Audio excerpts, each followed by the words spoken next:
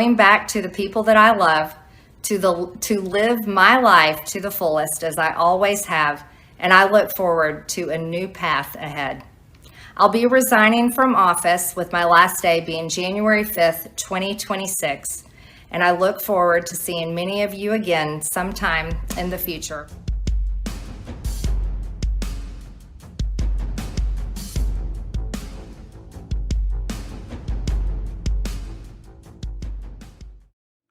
Marjorie Taylor Greene calls it quits, and Trump basically says, hasta la vista, baby. So what does this all mean? Let's take a look at it.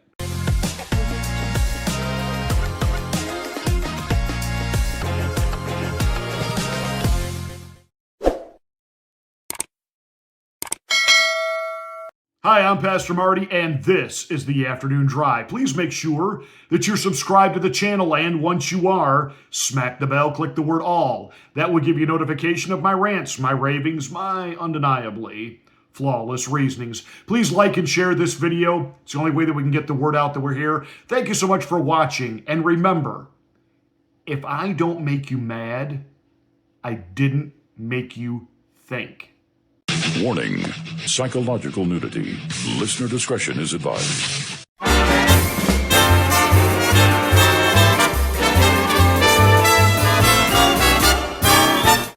Marjorie Taylor Greene, once dubbed the MAGA Mom, was basically pigeonholed by the media initially as this country girl slash redneck hillbilly woman from Georgia who was all in on Donald Trump. And she certainly was at one time, gave the appearance of being an ardent supporter. But there is an old saying, a woman scorned. And lately, Marjorie Taylor Greene has seen herself being at opposition with Donald Trump.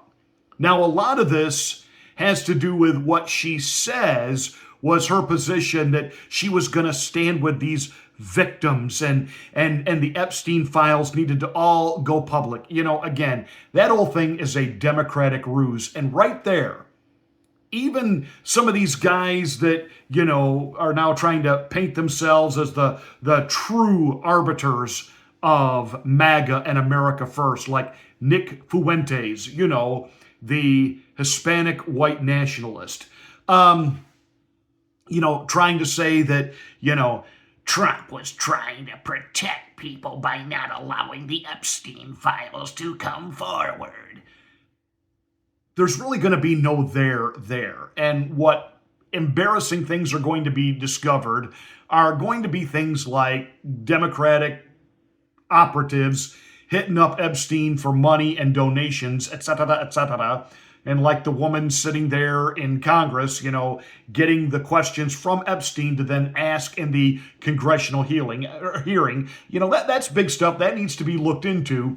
But the smoking guns that they're all hoping for, that are going to name certain billionaires and donors, you understand that both sides of the professional political aisle, i.e. the DNC Inc. and the RNC Inc., are not going to allow those donors to be affected. Why? Because both sides depend on them. This is not Trump protecting anyone. This is more like Trump being like, okay, I've been here in Washington long enough now to understand how all of this works, and this is going to be an exorbitant amount of time, an exorbitant amount of work, all for it to be an absolute nothing burger. And when it is exposed to be a nothing burger, then all of you are still going to be pissed off and mad and angry that somehow Pam Bondi or somebody within the DOJ did something to make sure that you aren't getting all the facts, when the reality is the Democrats had far more opportunity than the Republicans ever have to gut this thing, and that they did, because I can promise you, had there been anything in there that was even remotely incriminating against Donald Trump, it would have come out before, when Joe Biden and the Democrats held all. Remember, it was Donald Trump who kicked Epstein out of Mar-a-Lago, and even as kind of an informant, warned the FBI, this guy is a dirtbag, a scumbag, and he's got something going on with underage girls, and it's nasty, and you guys need to look into it.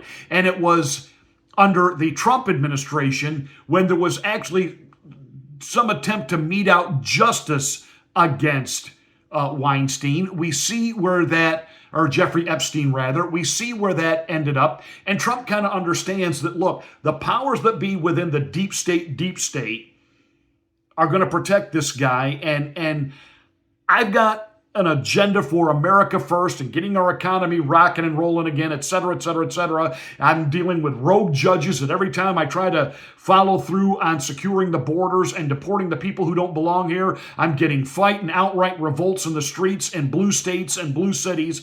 I need to get focused on that. And this is a constant drip, drip, drip, drip, drip distraction that even the Democrats know about it. And they love getting the Republicans all infighting over this because, again, it's like Russia, Russia, Russia. It's going nowhere. Are we clear on that now? But Marjorie Taylor Greene decided, I want to do something more. And so she wanted state office. She wanted a Senate seat. She wanted maybe to even be governor. She even tried to float her name as Trump's potential VP, and the Republicans shot her down because, again, she's pigeonholed as this MAGA mama. And Donald Trump actually, quietly, privately, tried to help her understand this. Alrighty then.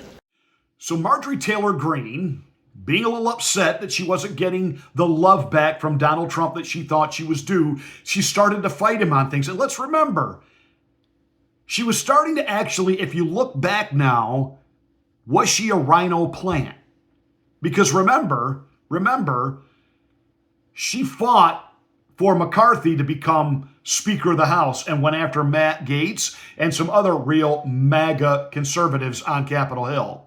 And she dug in, and then she got her pimp daddy in there as the Speaker of the House and got her committee assignments. And then Matt Gaetz went hot and heavy after McCarthy for not following through on what he promised to do. And then he was gone. And in comes Johnson, who we have now, who's not a bad guy. Is he a little slow on certain things? Yes, but is he slow because he's inept? Is he slow because he's part of the establishment? Or is he slow on certain things that people like Marjorie Taylor Greene feel need addressing now? Is he slow on that stuff because, again, he understands it's a nothing burger. It isn't going anywhere. There's not enough support anywhere for this particular item, whatever that item might be, that MTG thinks ought to go forward. And so he just kind of lets it sit there and trying to get on with the real Trump agenda. Because let's not forget, Marjorie Taylor Greene has fought Donald Trump on deportation. Oh, did you forget that? Marjorie Taylor Greene has fought Donald Trump on deporting illegal. You talked about Marjorie Taylor Greene. We were talking about some of the people who've been critical of Trump. I'm worried that there are some who are going to try to do these like soft broadsides against POTUS as he gets closer and closer towards the end of his second term. And I'm kind of wondering if that's not what some of this is. I've seen Marjorie Taylor Greene referred to as Marjorie Cheney Greene, which, kind of funny. But I wanted to get your thoughts on this because I'm trying to figure out why she's so upset with him other than the fact that he won't endorse her for the Senate race. Look, I met with the president in the Oval Office yesterday. I gave him a copy of my book, by the way, and signed one for him, and he signed one for me, and that was fun. But we talked about Marjorie Taylor Greene, and bottom line is, back in the summer, she wanted to run for statewide office in Georgia. He heard about it. He saw a poll. He sent her the poll. The poll said she was going to get humiliated. She was down 20 points to John Ossoff. He didn't hurt her publicly. He did it discreetly. He did it privately, but he was giving her information. He was trying to do her a favor.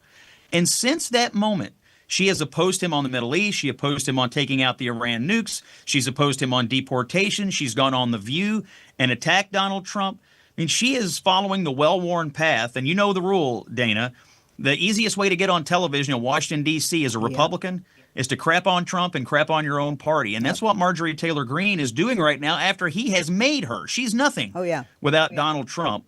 All because he tried to do her a favor and save her and the Republican Party from a humiliation in Georgia. That's it. She's become a policy and a political opponent of the president, and it's sad, and I wish she wouldn't. But of course, we've seen a lot of Republicans do that over the years. So she's not this conservative, principled individual. What she is now is realizing she wasn't going to get a coronation from Donald Trump.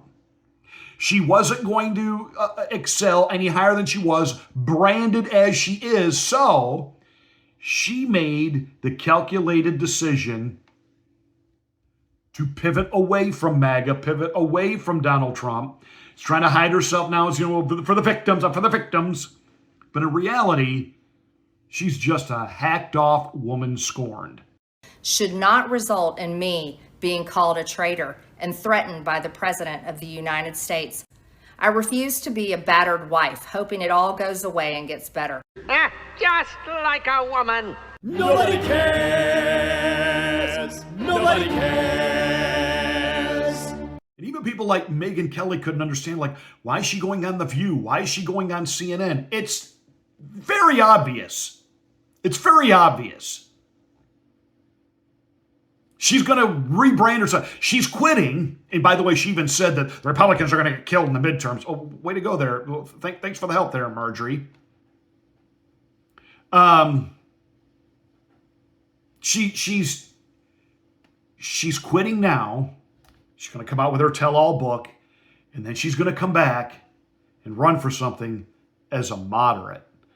Because apparently what Marjorie Taylor Greene, and I do love the term Marjorie Trader Greene, and I kind of like it's funny that some people have called her Marjorie Cheney Greene, because one of the first things I thought this past week is I watched a couple of interviews with Marjorie Taylor Greene was Liz Cheney all over again.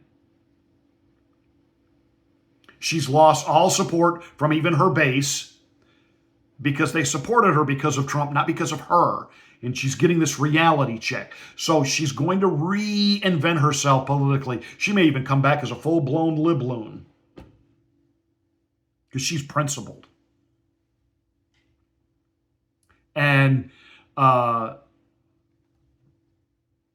it's obvious. She did a thing that no conservative should do. I mean, truly just, it shouldn't be done. She went on CNN to rip on Trump / not other Republicans, but Trump. Ben Shapiro did it the other day too and got all sorts of blowback for it. Like, Republicans don't want to see their people on CNN. It's one thing if you're Scott Jennings and you're taking on a table of Democrats fighting for Trump, but it's another to see like you go into the den of the enemy and start bashing your own team. So, and MTG is not dumb. So she did that for a reason. I don't totally understand it yet, but maybe it'll become clear. Here she is on CNN talking about like her new view on like her role. This is on their Sunday show with Dana Bash yesterday, SOT 6. But we have seen these kinds of attacks or criticism from the president at other people. It's not new. And with respect, I haven't heard you speak out about it until it was directed at you. Dana, I think that's fair criticism, and I would like to say humbly, I'm sorry for taking part in the toxic politics. It's very bad for our country. The bottom line is Marjorie Taylor Greene is now yesterday's news. Now whatever has to happen, whether it's a special election, etc., to fill that seat. On the one hand, I hate the fact that it gives us one less voice in the narrow margin we have in the House. But on the trajectory that Marjorie Taylor Greene was heading, there's no guarantee she was going to vote with the Trump agenda going forward anyway.